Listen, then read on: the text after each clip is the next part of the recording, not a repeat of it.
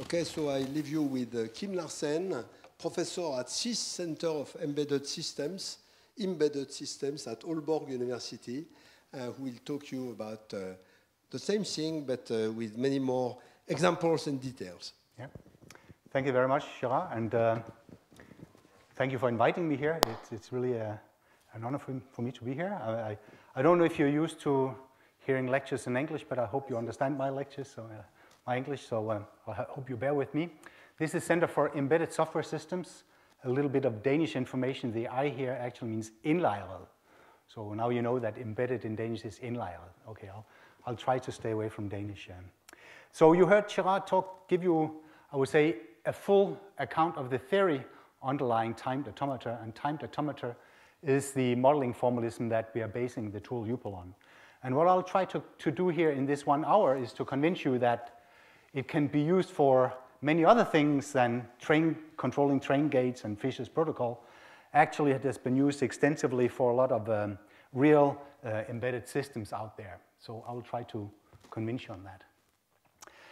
Actually, the center, CIS, was founded 2002, and Gérard Berry actually came at the inauguration there, at the opening, and that was very, very appreciated. We had our Minister for Research at the time, Helge Sander, at the opening, and we were talking about embedded systems looking something like that.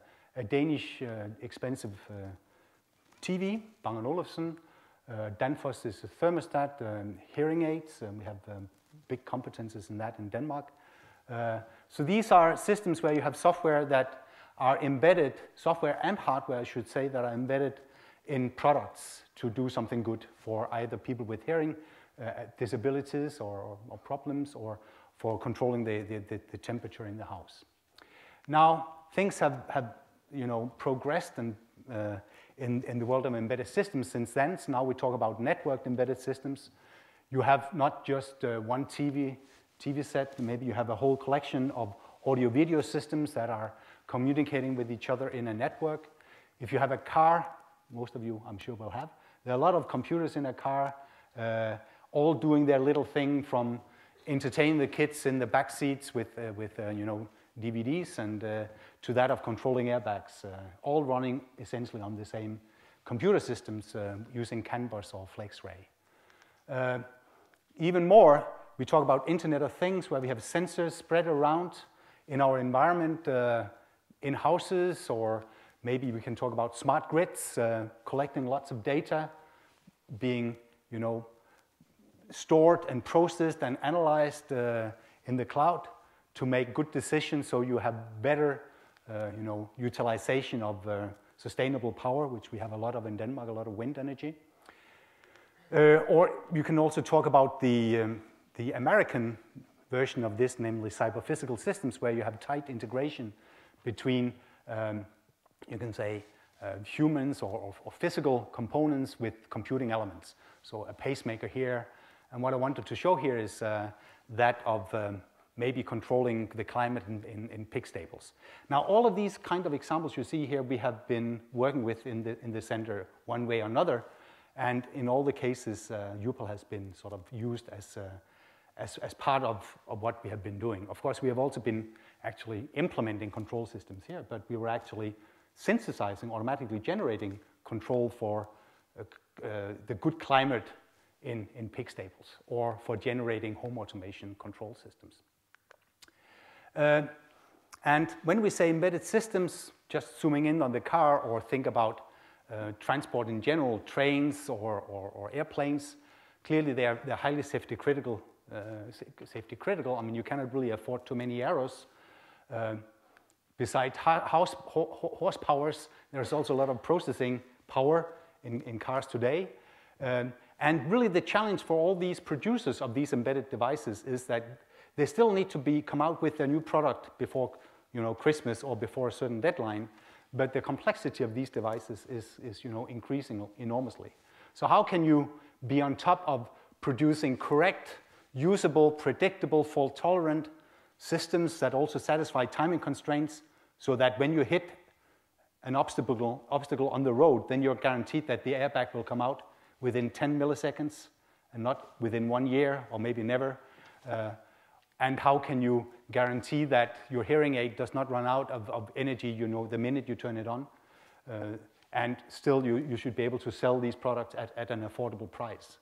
I mean, this is really a big challenge that producers of embedded software systems are facing today. So the solution that many of these companies are looking at is actually model-driven development, and Gérard Berry has been, you know, one of the main promoter of model-driven development in many ways with the Esterel technologies and the skate suite down here. But there are other tools like UPL up in this right corner here, or this is actually a spin-off of Bang & Olufsen, the Danish company. The tool is called Visual State, and this is sort of a UML-compatible tool that we worked on for quite some time, or MATLAB Simulink, which is, I would say, a de facto standard in industry. And the idea is that rather than directly going and write code, you make high-level designs so that you can make, explore what are the consequences of that design or that design. Where should I put my money? Maybe you can catch errors very early on rather than at late stages. You can, in principle, for many of these tools, generate efficient code for part of the formalisms. You can automate testing, which is a big thing in industry. When we talk with companies, maybe they say they spend 40 to 50% of testing, and maybe 40 or 50% of the cost of the product is spent on testing. We can help doing verification, and of course, by applying models, cutting down on errors early on, pointing in the good direction, there is a hope that you can reduce time and cost to market. And of course, you can think of using these as documentations when you outsource things, or you have several partners that are actually contributing to the same sub-suppliers, I would say. And of course, you can reuse already produced components simply because you have a good description of that component in terms of a model. And this is where also UPL fits in.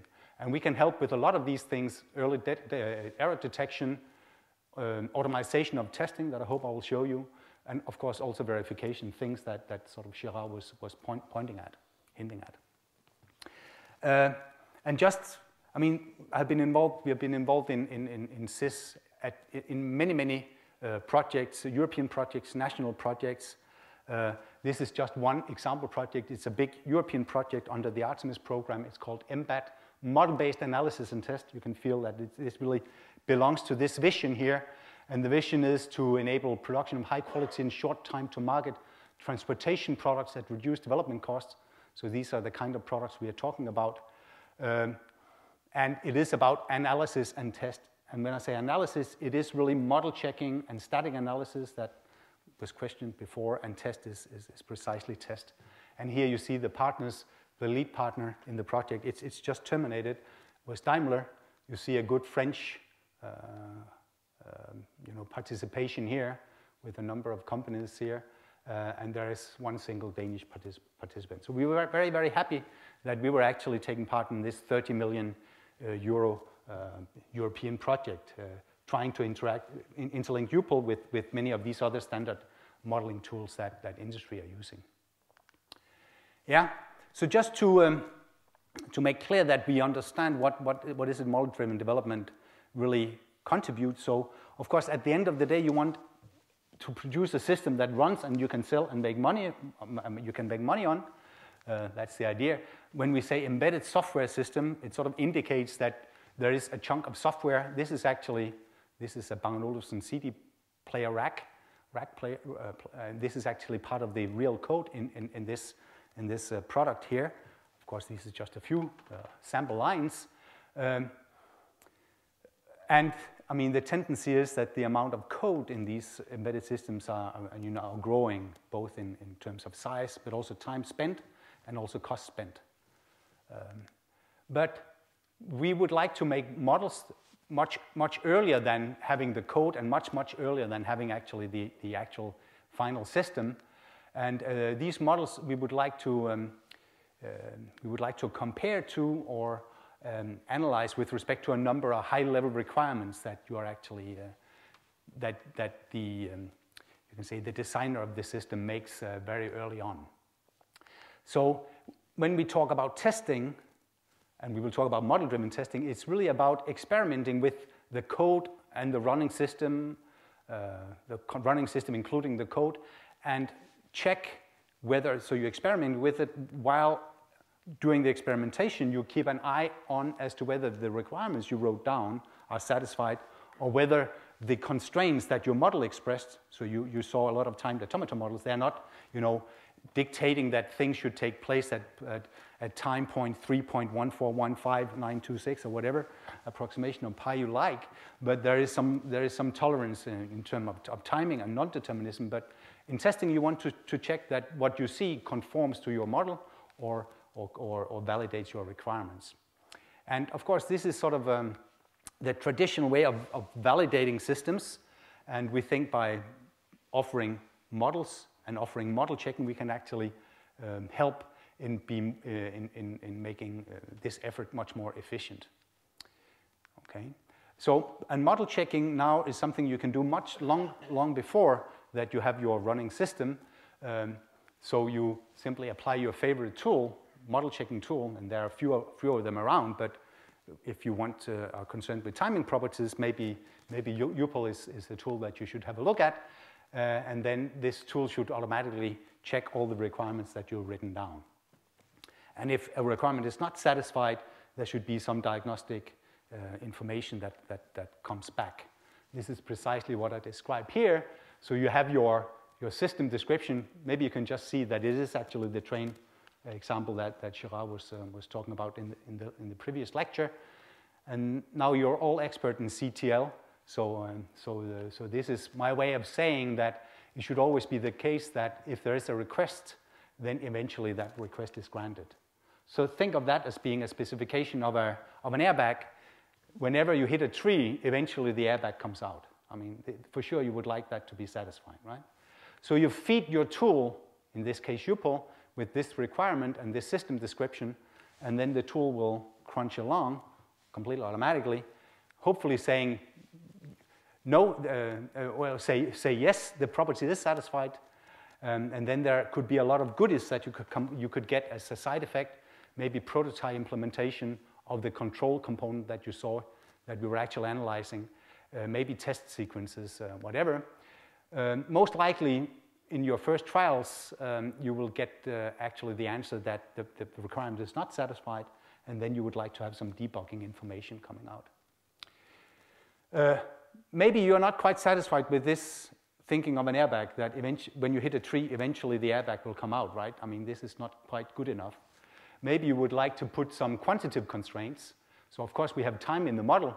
It could also be nice to have some timing constraints on these requirements, and so this is timed CTL.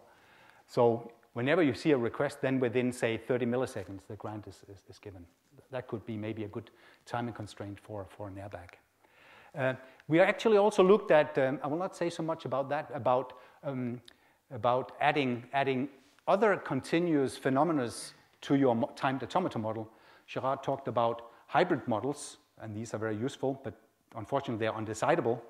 What you can do, though, is that you can add a number of cost variables that do not affect the behavior of your automata, but they're just monitoring the consumption of some continuous resource, let's say energy. So you can extend your model here, your timed automata model, with such cost or price decoration, and then you might want to show that whenever you have a request, then that's granted within 30 milliseconds and within some upper energy bound. I mean, it doesn't take too much energy. And why is that an important extension? Well, because in embedded systems, time is important, but maybe even more important is that of energy consumption. If you look at Internet of Things and you have a lot of devices out there, you simply cannot afford having people changing batteries all the time. I mean, you would like to know that this can actually live for a good time. So we actually work quite extensively with people in Cachan, in particular Patricia Bouillet and Nicolas Marquis, on extending our formalism with cost. And even probabilities, maybe you cannot always be sure that a certain time bound is guaranteed if you are communicating over some wireless network. I mean, there is always a small chance that you will not be successful in your transmission, but if the probability that your grant is given within a certain time bound is high enough, say beyond 90% or 99%, maybe that's sufficient in a particular application. So we have extensions of the tool that supports these more quantitative model checking questions as well. Yeah, so this is the parts of the tool you already saw Gérard illustrating it a bit. So, so you have an editor where you can edit your control and the environment that the controller is supposed to control. So of course we have discrete control, we have concurrency because you can have composition of such components, and there are obviously timing constraints. And then I talked about these extensions. You can do simulation. Gérard showed it very shortly. It's of course very nice that you have all the theory in place, but you also want to give people something that they're used to. So people in industry with the model-driven formalisms that they're used to, of course, simulation is point number one. I mean, we need to simulate. We can do verification and we can do performance analysis. Okay. So now the question is, what does it take to make a tool? So I can say that this tool UPL, and it is really a concatenation of Uppsala and Aalborg, because it started in '95 when I was on a sabbatical for half a year in Uppsala, and Paul Pedersen and Mang Yi were working on something they called timed automata they heard about from the States, and they were using Mathematica, and it took forever, and they couldn't beat high-tech, the tool that you talked about, right? So I was scratching my head, and then I found out, these are simple, these constraints, okay? So I didn't know that actually the difference-bounded matrices had already been invented by David Dill or even Richard Bellman before, but we implemented it during this first month. And then there have been many people contributing, and let me just, and maybe even many more than the ones I list here, but just to say a bit, so the people that were there from the start were Wang Yi, Paul Pedersen, and two master thesis students, later PhD student, Johan Bengtsson and Fredrik Larsson. They were the originators. And then over the years, the development has been going on in Aalborg, first headed by Gerd Behrmann, that made tremendous contributions. You should not model everything as an automata. Sometimes it's good to write code, for instance, in the way you manipulate the queue of the train.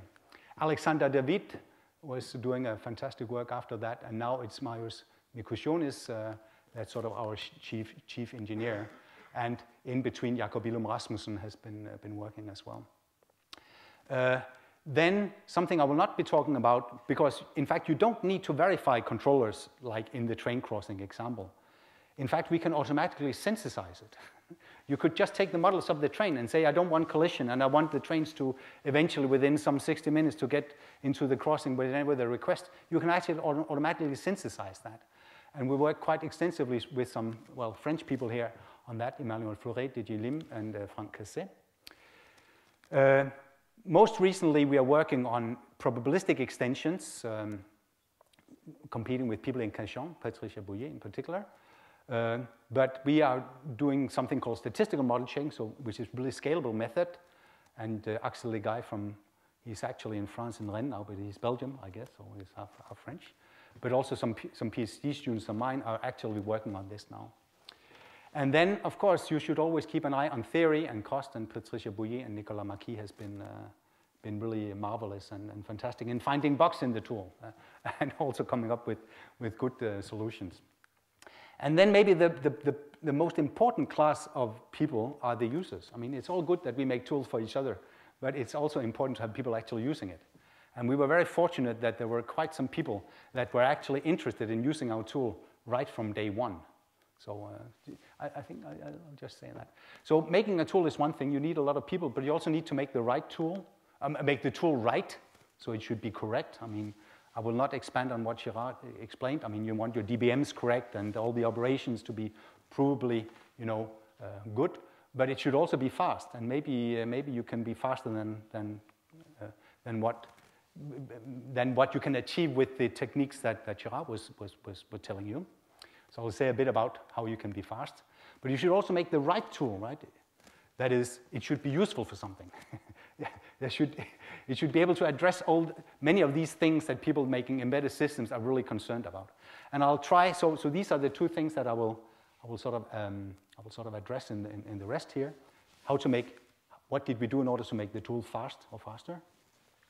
And and give some examples of application ranging from wireless or from communication protocols, control systems, scheduling, which is a big thing in real-time systems, and testing. So I'll try to go with these kinds of applications.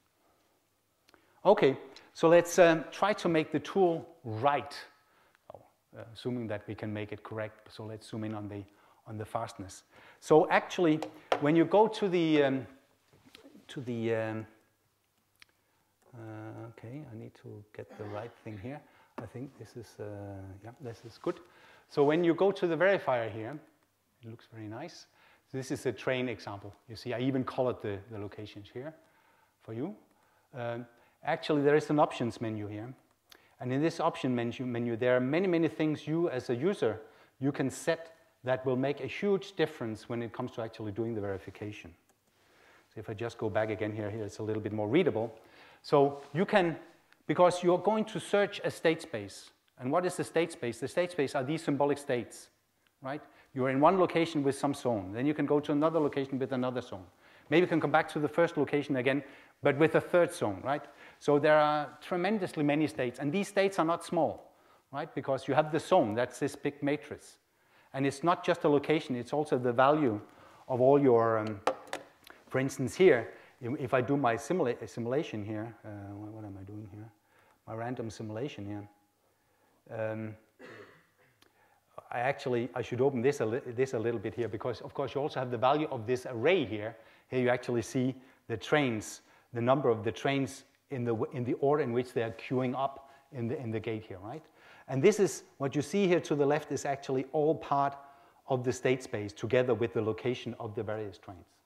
So one symbolic state is actually quite substantial. And you can have user-defined functions and data types. This is what Gérard Berry made. So in the gate here, if I just look at that, you can see I'm actually calling functions here.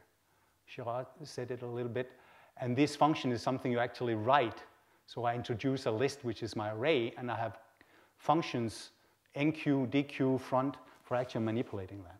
This is all part of the behavior of the model, and these discrete variables, structured variables, they are part of the state space. Okay, let me go back to the. So what are the things you can do? Well, you can do something with the search order. You can do something with the way you reduce the state space, or the way you represent the state space, or extrapolation. And let me say a bit about all of these. So the search order, you can do depth first search. That is, you always you sort of this when you explore states, you put them actually on a stack. So that is first whatever it's last in first out, right? So whatever is on top of the stack, this is what you explore. Breadth first search, this is more like a search queue, or you can do random depth first search. Let's just try to play with these a little bit. So here you see the simulator. So there are 6 trains. Let me go back to my editor and let me make a new instance. So you can see at the moment I have 6 trains. So let's make 60 trains. Okay, the model has changed now. Okay, so there's supposed to be 60 trains. Where are they? There are 60 trains here. Let me go to my verifier now. Let's take one of these questions here. Let's take this one here. It says, actually, get me to a state where 01 is in the crossing and all the other trains are actually stopped. And now I do verification. And, okay, this takes forever, so let me just cancel that. Let me go to my options and look at the search. Oh, it was breadth first search. Let me try to do random depth first search. Okay, there it is. Okay, it's possible. And actually, what I can do for you, if you think this was some fluke, I can actually generate a trace, and there it is. It's generated. And I can actually play it for you. So there it is. And maybe you can keep an eye on all the trains, how they're moving. It's a long trace, actually. So by choosing that option, you can actually, by choosing the right search option, you can actually affect a lot what actually happens in the verification.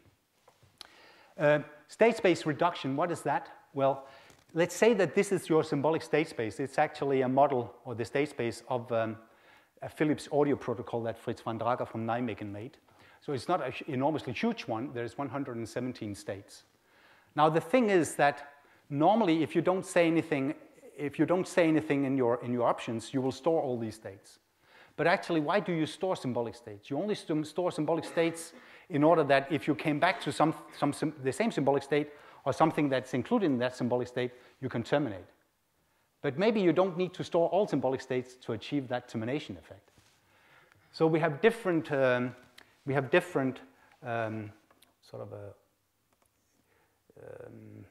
state space reductions choices. You can be conservative, so you store a little bit, you don't store everything.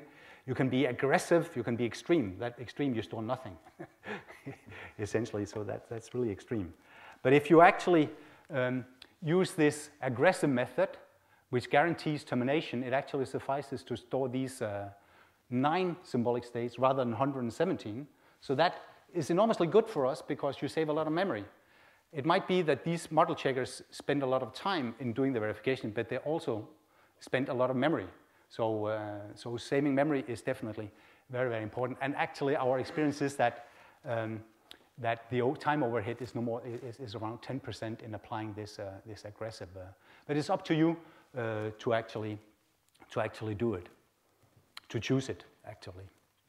The secret of UPL, there is actually a paper called The Implementation Secrets of UPL that Gérard was nicely promoting.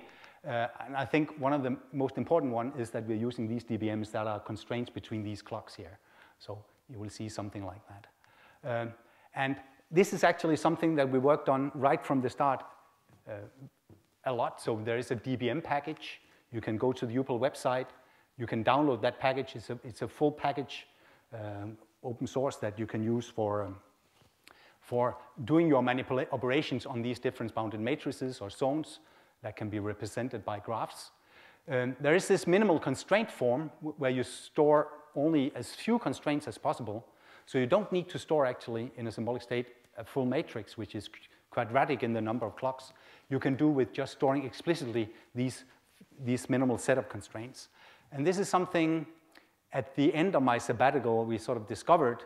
And I actually, we didn't quite implement it there at the end of '95.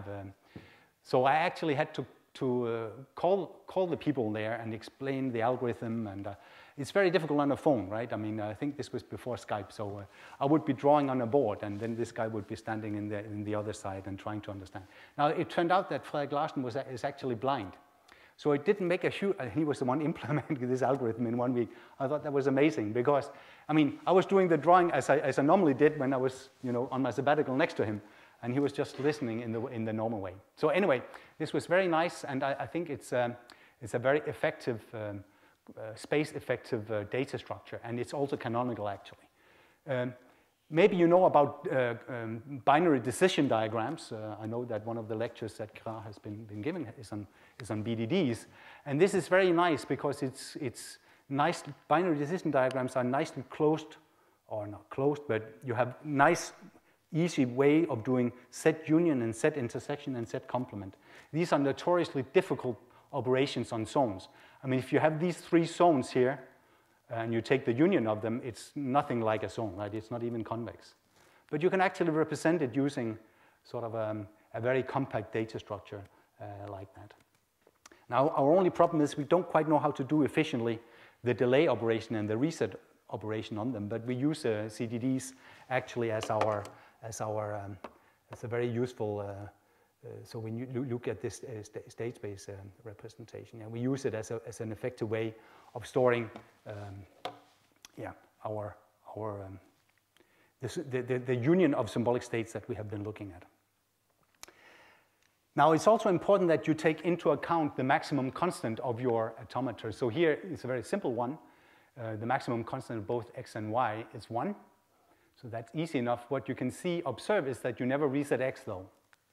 So if I look at the behavior or the zone exploration of this little timed automata here, starting with x and y being 0, you go up this diagonal here. You cannot really go any further because this is my invariant on y, right? So I'm stuck here. So what can I do? Well, I can do this reset here. So I reset y, that is projecting down on the x-axis. And then I can delay again until y becomes 1. And what you see is that you see this infinite sequence of zones if you just do the forward exploration.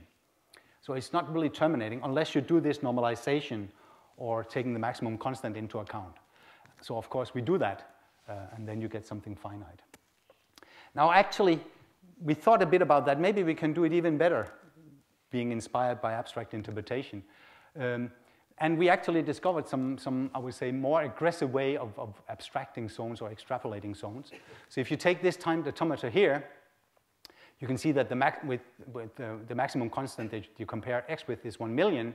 So actually, following the principle from before, you would get something like that. You would get around 1 million zones, but no more. It's finite. Now, it turns out that if you're only interested in reachability, you can actually benefit from distinguishing between maximum constants that are used in lower bounds and upper bounds.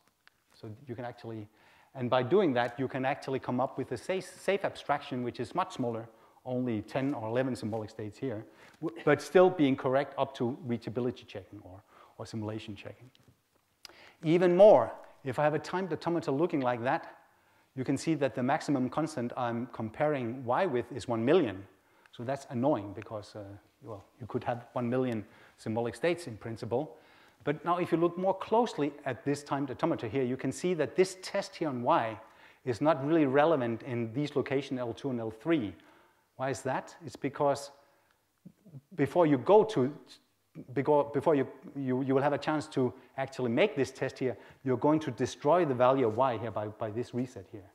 So it doesn't really matter. I mean, the size of this guard here, or the size of this bound here, is not really relevant over here. So you can actually make location-dependent maximum constants, right? So in these locations, the maximum constant for y will be, I guess, 5, whereas over here it will be 1 million. But of course, that could make a huge difference, and it does make a huge difference. So without reading this out in too much detail, you can see Fisher's protocol here, and this is another sort of scalable academic example, and here are some real examples. You can see how the classical, what Gérard was telling you about, classical way of doing extrapolation performs a number of Fisher's components in Fisher's protocol. If you do this location-dependent maximum, you can get up to whatever 7. But if you do location-dependent with the lower and upper bound, you can go up to 11.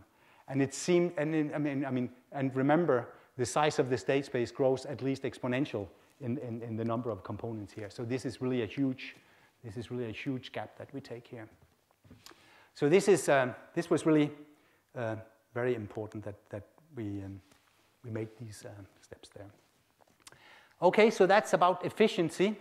Let me try to give you some examples now, time permitting. I'm looking at the watch here. I will stop when we're approaching time here. Anyway, this is what I had planned. I will give you some stories, I think success stories really, from that of real-time protocols, communication protocols, where people have been using ourselves, but also other people have been using UPL for analyzing and finding bugs or scrutinizing protocols.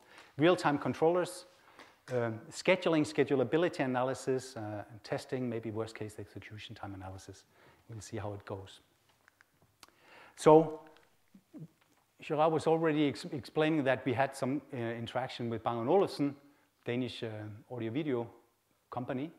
And here you see two of my colleagues, or two of my former colleagues at the time, Arne Skov, still a colleague, but Klaus Havelund is now at Jet Propulsion Lab, doing model checking of all kinds of software you put into NASA missions. And at Bang & Olufsen, they had developed what protocol to be used to send control signals between various components of their system called IR Link. They knew that there was a bug. In fact, they'd known about it for 10 years, except they didn't know what the bug, what was the source of the bug. But what could essentially happen was that different components could start to communicate wirelessly at the same time. Of course, there will be collision, because it would be very unlikely that they want to send the same message. And that you have to accept, but at least it should be the case that components should realize, there is a collision, we need to, you need to resend. And apparently, over and over again, it happened that these components imagined that they actually successfully made the transmission, even though there was a collision. And then what could you do? You could just restart the system. That might be good if you have 2 components, but if you had hundreds, or not hundreds, but let's say 10, like here, then it can be a problem. So this was a bit of reverse engineering. We got some lines of assembler code, 2,800, I think, more or less, 3 flowcharts, and 1 Bang & Olufsen engineer, Christian Lund was his name, very, very kind guy. He was the expert on this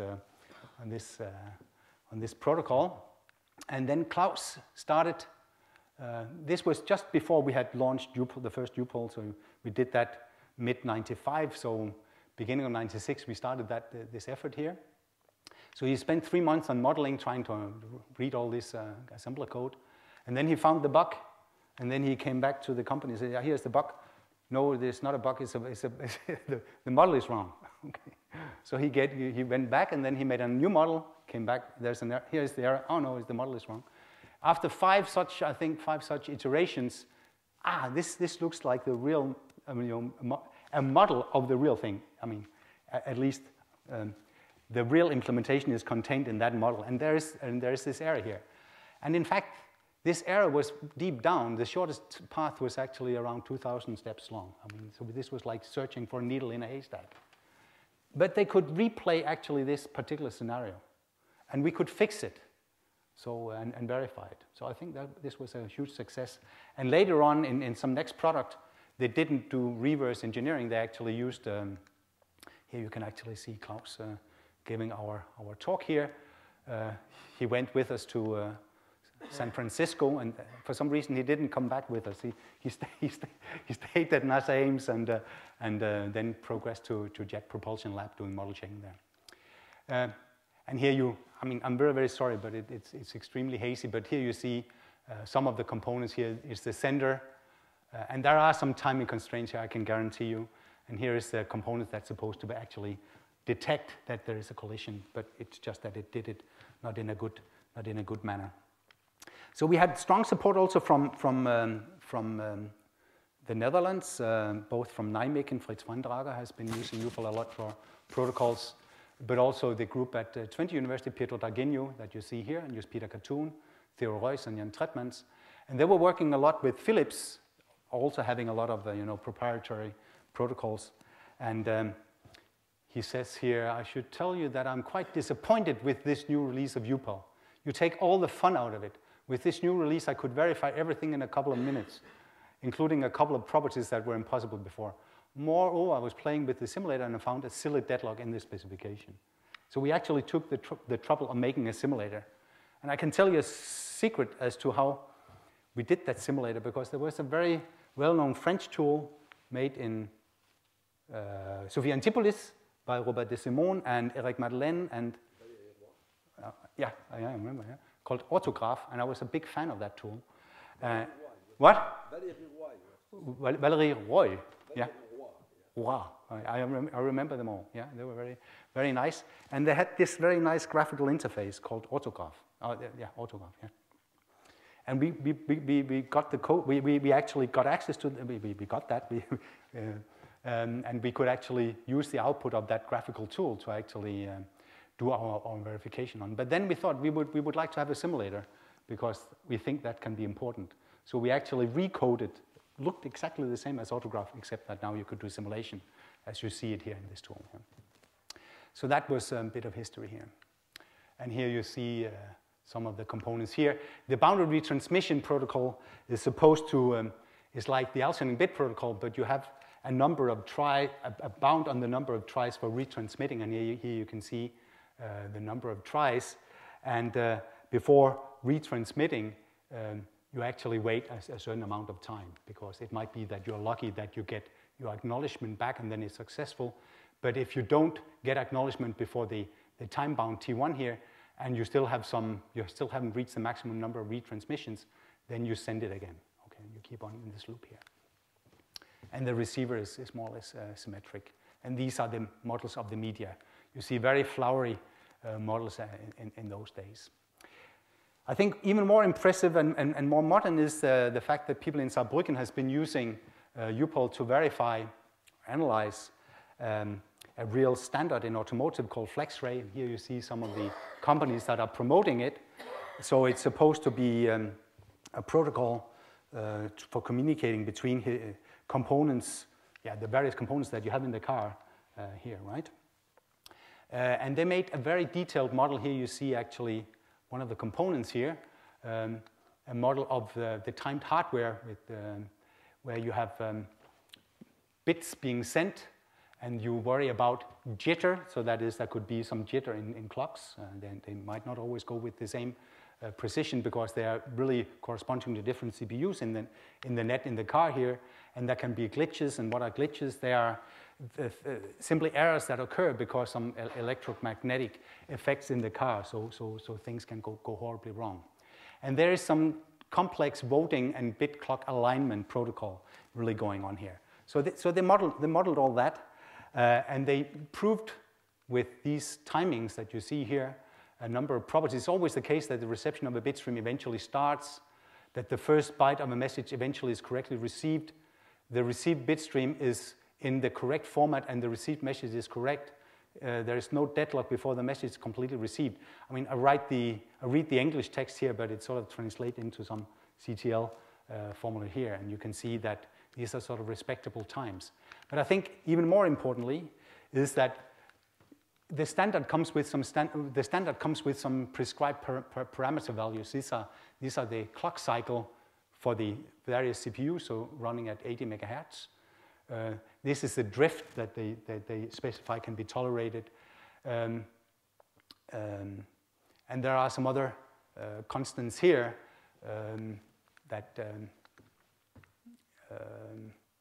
this is actually the minimum and the maximum delay in communication that is specified here. And actually what they were able to do by not just one model checking exercise, but a lot of model checking exercises were to actually say that this deviation, this drift can actually be much larger. And actually the number of tolerable glitches that you can tolerate while still satisfying the properties that I had before could also be higher than what is in the standard.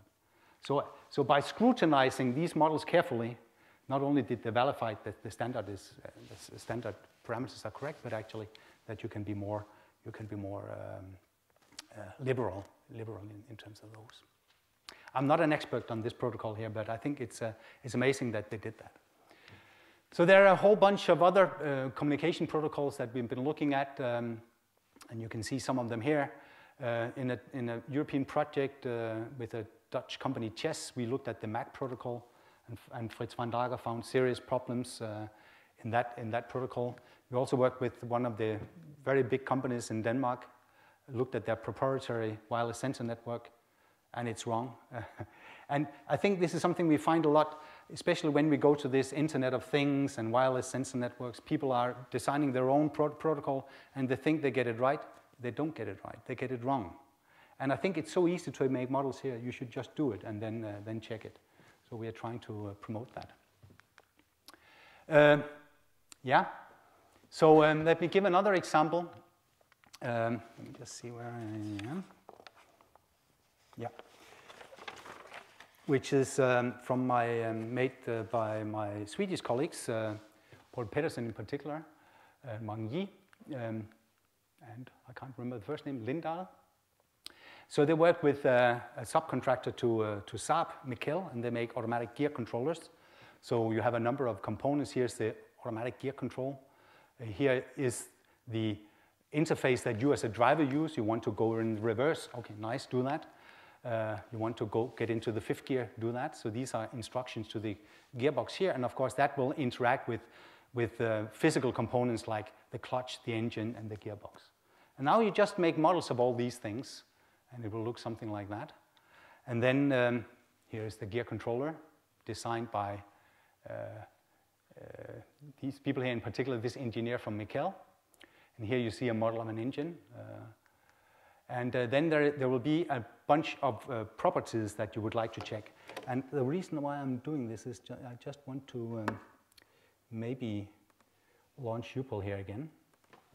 So here you see actually my, the interface. Maybe you can recognize that. Because in whatever gear you're in, say you're in neutral gear, you can get an instruction. I would like to request to go from gear 6 to from gear 0, that's neutral, to gear 6. 6 is the encoding of reverse gear, right? So here you see all the requests for gear shifts, and that's going to instruct the controller to do the right thing. And now I can go to my verifier, and here are all the properties. Let's just check the option. Let's just check them all. Why don't we just check them all? So they're all true, actually. So now it's verified, right? What does the system look like?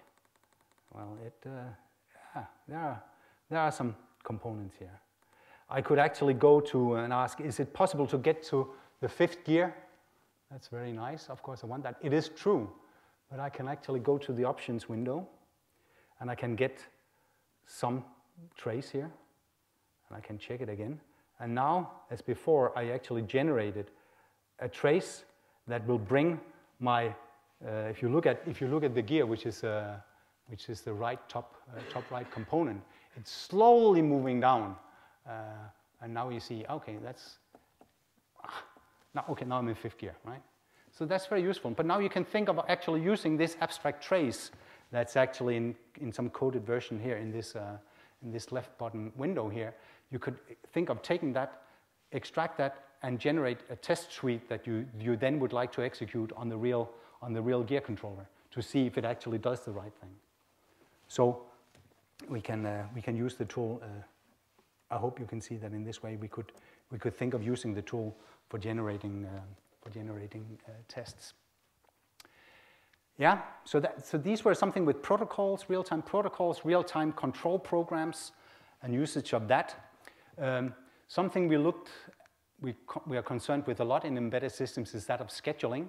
So you have some tasks which are pieces of code doing interesting stuff, each of them calculating, I don't know, the temperature or doing whatever. But they need to do this repeatedly.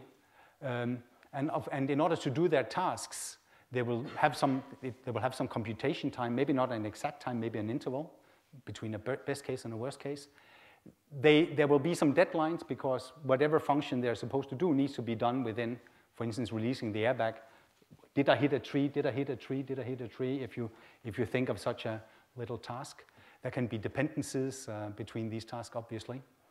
And each of these tasks, all of these tasks, will depend on some resources, in particular an execution platform. There must be some computer, some CPU that actually executes the task. And if there's only one CPU, you can only have one task executing at the time. So how can you still make sure that all these tasks, when only one of them can run at the same time, actually finish on time? But it could also be resources in terms of memory or other things, drivers. And to make all this work well, people in real-time systems are developing all kinds of schemes for scheduling, earliest deadline first, fixed priority scheduling, what have you. But our suggestion is, why don't you just model the whole thing and then press the button? Because maybe we can come up with more exact analysis, and maybe we can actually, some of the rather rigid task models that people in real-time scheduling theory are looking at, maybe we can be more liberal, because as long as we can model it, there's a hope that we can verify it. So what could we do? Well, we could think of having a resource. So a resource can be idle, or it can be in use. And when it's in use, it will be in use for some specified amount of time. B here, so B is a variable that needs to be set, and apparently it's in use right now. And you communicate with this resource over these two channels, use and done. And here you see maybe a stretch of a task that would like to use the resource.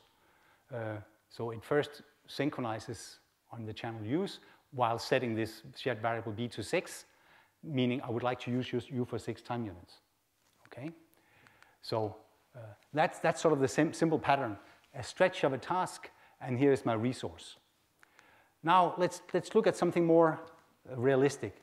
Let's say that you want to write a little implement on hardware, dedicated hardware, maybe a multi-core machine, something that can compute repeatedly this arithmetic expression here. So A, B, C, D are, say, integer variables, integer values, or maybe streams of such values. And if you think of it, what I'm really describing here, given by the sort of the structure of the expression, is a graph like that. So each sub-expression, what is that? This has shifted a bit, but this should actually be A plus B plus C times D. This is actually the node 4 here, because it's an addition, and it's addition of A plus B and C times D, right? This final node here, this is actually the node representing the entire expression here, right? And node 1 is just A plus B, that occurs both here and here, and node 2 is just C times D, which occurs here. So you can see that this sort of dependency graph here, or this task graph as it's called, represents quite accurately this expression here. So what is there to do? Well, we want to map these operations, these tasks, the task 1 to 6, onto some multi-core platform. Well, maybe you have a fast processor that can do addition multiplication rather quickly, and you have a slow one. But of course, you would like to utilize the fact that you have two of them. So maybe you can do things in parallel. I mean, in particular, maybe you can do A plus B at the same time as you did C times D, right? So what can you do? Well, so here is, you start by mapping task 2 onto processor 1. It's a multiplication, so it takes 3 time units. Task 1 is an addition, but on the slow one, that's 5. And keeping on going like that, you get something which is a schedule now. It satisfies all these dependency constraints, and it takes like 13 picoseconds, right? So that's wonderful. But is it optimal? I don't know. Well, here's another one. I just flipped the order 1 to 2 here, and now suddenly I have a schedule which is 1 picosecond better. But 1 picosecond here, that's quite a lot. Maybe it's 7-8%. And this could actually be your winning margin if this is an important operation over your competitor. And now, so what does that have to do with time detometer? Well, these are the resources, and these tasks are tasks, right? So I just need to model them. So here is one of the processors. Okay, it's using the channels used 2 and done 2, and the Boolean, the variable b2. And here you see task 4. It actually has sort of a choice here. It could either go for the first machine or the second machine. If it's the first machine, it will need it for 2 time units because I'm an addition. If it's a slow one, it will need it for 5 time units. And there are some bits here to make sure that you satisfy the overall constraints. And now you just put all this together in parallel here, or in, as you see here. So maybe I can even find it. Don't save. Boom, boom. So here you see my thing here.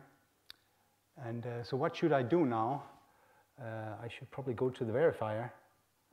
Do we want to, yeah, I want to import it. So import sorry, that was the wrong one.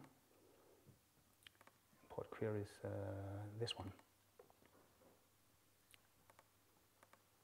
What did I do?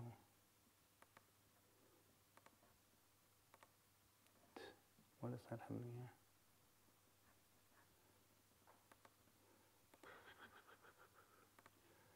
Sorry, yeah.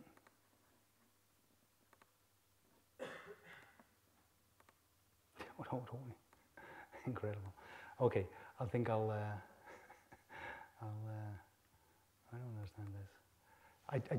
I chose an older version of Upol because of the resolution here. Dangerous, never do that. Anyway, what you can do is that you can model check that. So you can actually ask, please, is it possible to get all these tasks to their end location? And you can see it is. But you can actually request a fastest trace that will actually take you there. So I think, yeah, I'm looking at the watch. I will not bore you with that. Trust me on that one. Now, what is really interesting that this was an academic exercise here, a small arithmetic expression with just 6 tasks. What if you have more tasks? What if you had like 437 or maybe some thousands of tasks, which is more maybe realistic? Then actually, by using timed automata technology, and this is results that people from Grenoble, Oded Mahler, and some of his collaborators made, you can actually, if you were to run timed automata in a guided manner for 60 seconds, these are the time of the solutions that you would get. These are the make span or the completion time of the solutions that a tool like Upal will find in 60 seconds. And here you see, it might not be optimal, but at least you found it by some amount of search for 60 seconds. And here you see what is the optimal solution. And you see in almost all cases we are extremely, well, in all cases we are extremely close to the optimal one. So, and this is nice because Taskcraft, this is a well-studied class. But if you had sort of variation of it, some other dependencies or whatever, as long as you can model it, we can do it. And I think we are quite competitive here. Just as a final note here on this, you could think that now it's nice that we can complete this in 12 picoseconds, and this is extremely efficient. But you may also worry about energy consumption, right? So, of course, even if a process is not really doing anything, there will be some idle energy consumption.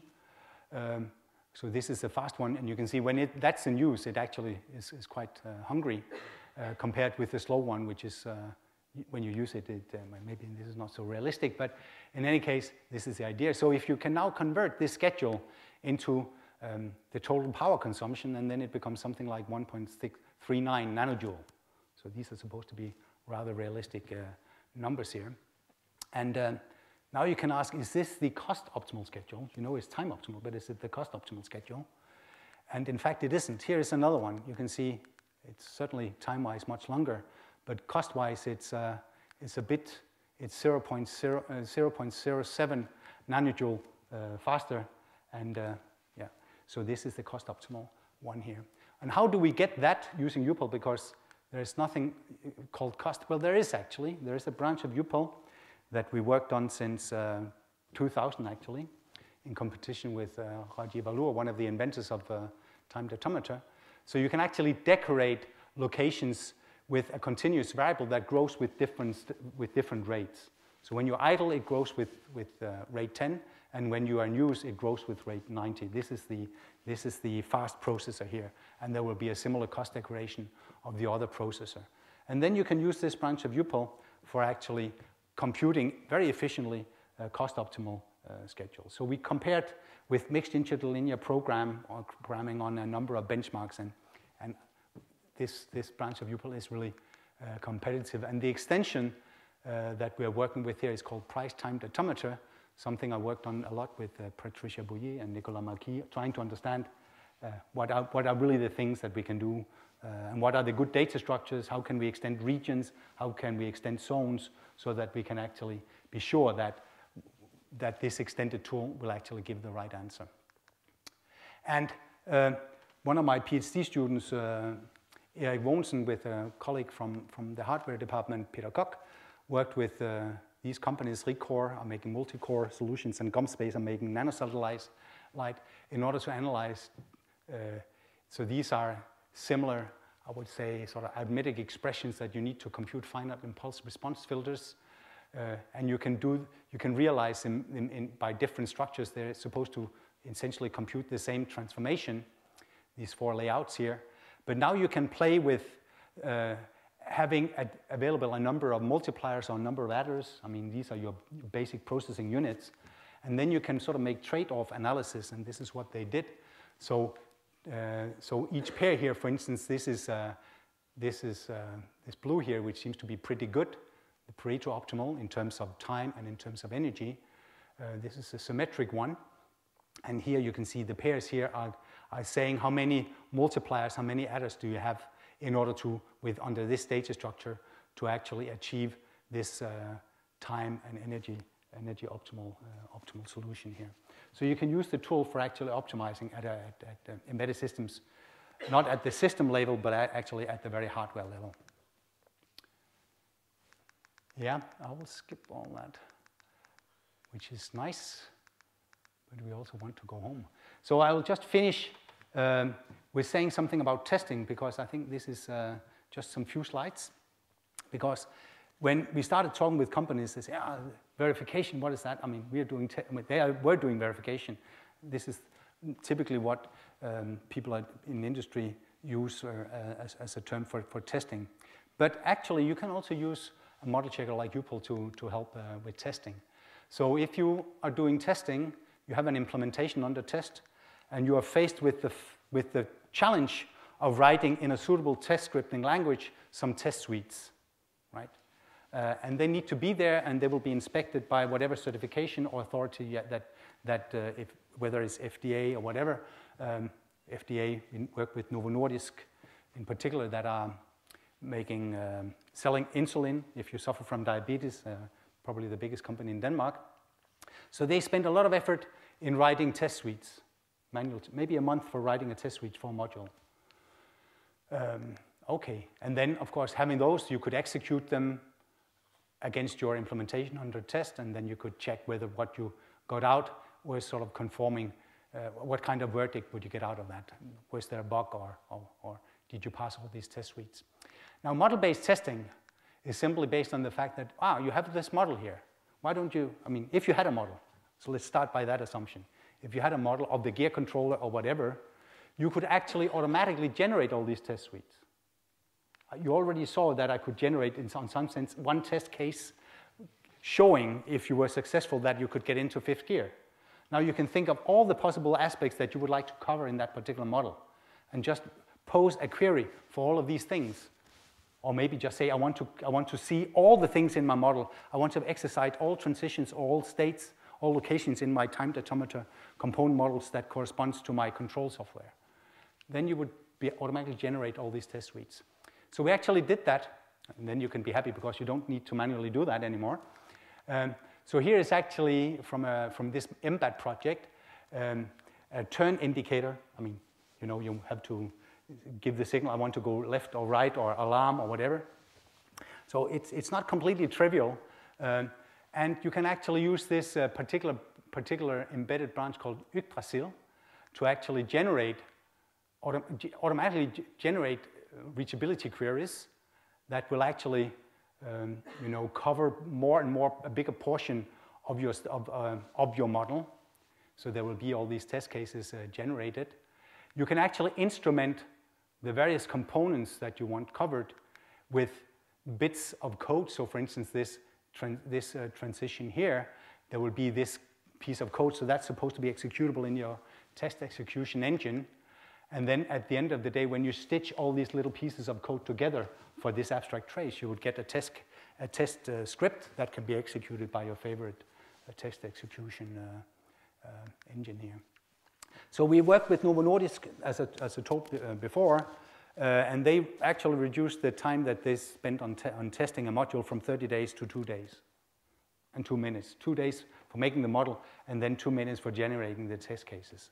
And if there now is a change in requirements, you will not have to start all over again making new test cases. You make the change in the model, and then you press the button. So I think this was really a huge success.